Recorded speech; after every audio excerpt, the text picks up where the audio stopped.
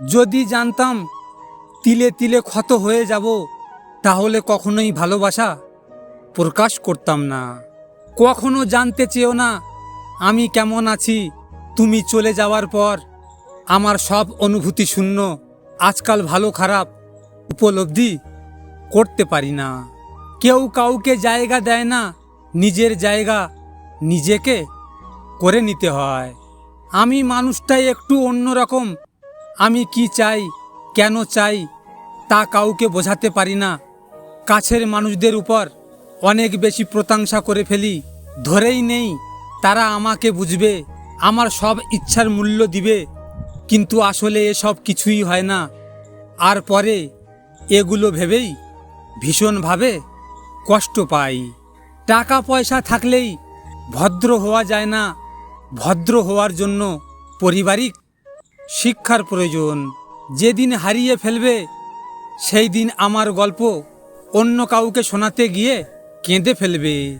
30,000 টাকার গিফট দিয়েও হয়তো গার্লফ্রেন্ডকে খুশি করতে পারবে না, কিন্তু 30 টাকা দিয়ে একটা পথের শিশুকে খাইয়ে দেখুন খুশি কাকে বলে, নিজেই দেখতে পাবেন। এখন বুঝি আমার কেউ নেই, আমি কারো না। কারণ যারা ছিল তারা সময়ের সাথে সাথে পরিবর্তন হয়ে গেছে। সবাই বলে তোমার ভাগ্য অনেক ভালো, আর আমি বলি আমার মতো ভাগ্য আর কারো না হোক। অতৃপ্তি এই পৃথিবীতে যত আপনজন, অর্ধেক তার মিথ্যা মায়া, বাকি অর্ধেক প্রয়োজন। এত ভালোবাসার পরেও যাদের আপন হতে পারিনি, তাদের সাথে আমার আর যোগাযোগ না হোক। কি এক আজব নিয়মে বাঁধা জীবন।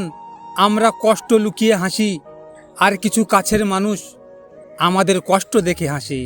যাকে বলেছিলাম আমাকে কখনো ছেড়ে যেও না, তোমাকে ছাড়া আমি অসম্পূর্ণ, সেই মানুষটাও আমাকে ছেড়ে গেছে।